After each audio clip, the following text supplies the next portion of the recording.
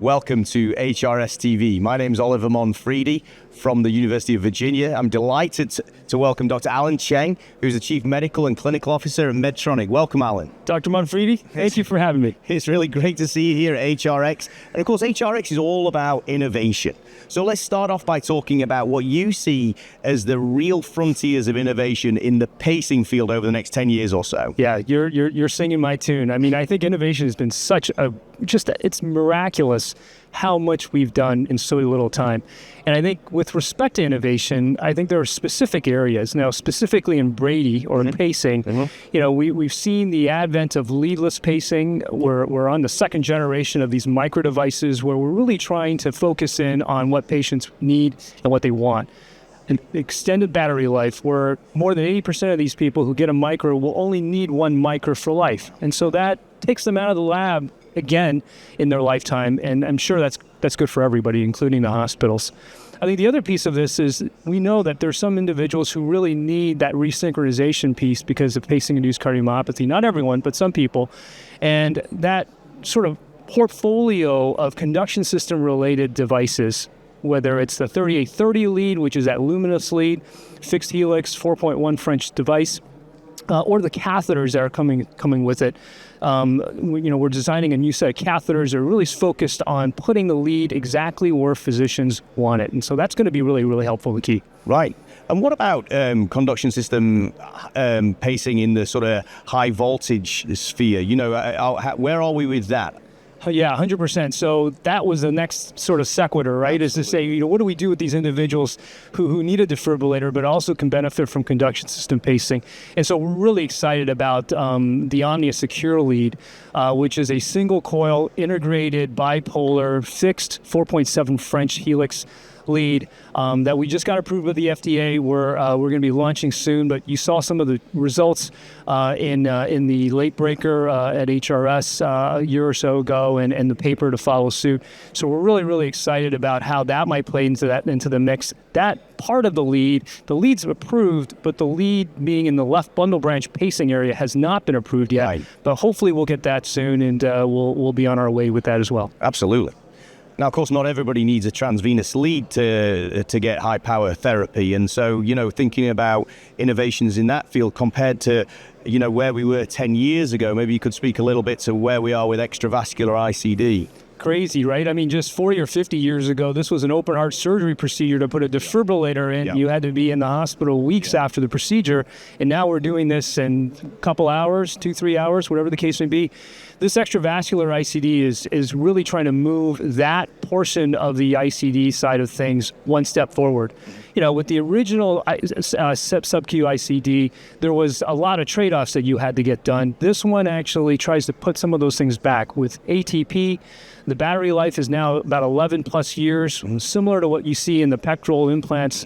And in providing that the arrhythmia log and the information related to arrhythmia events that patients are experiencing really helps in the overarching sort of management of these devices at risk. Absolutely. Individuals, excuse me.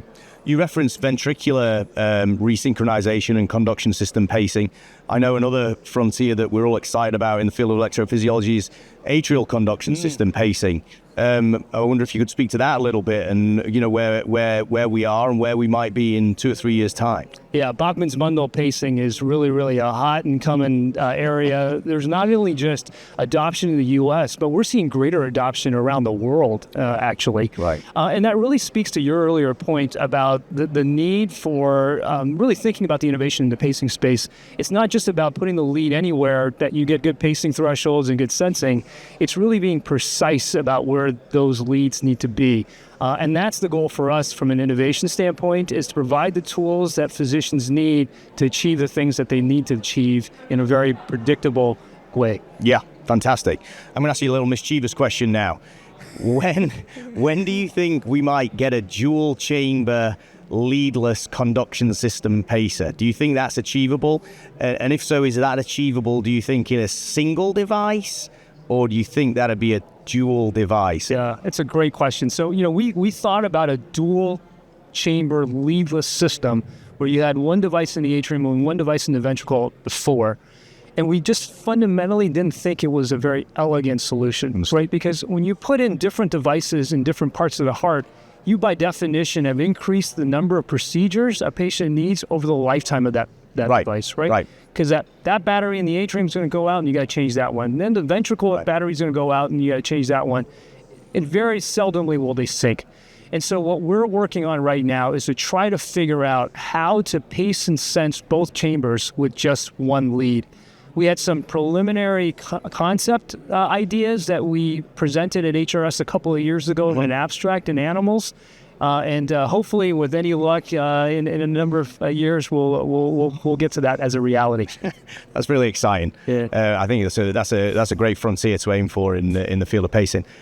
Finally, a lot of my patients arrive at clinic in electrophysiology because of device data that they get from wearables. And the proliferation of wearables over the last 5 or 10 years has been remarkable.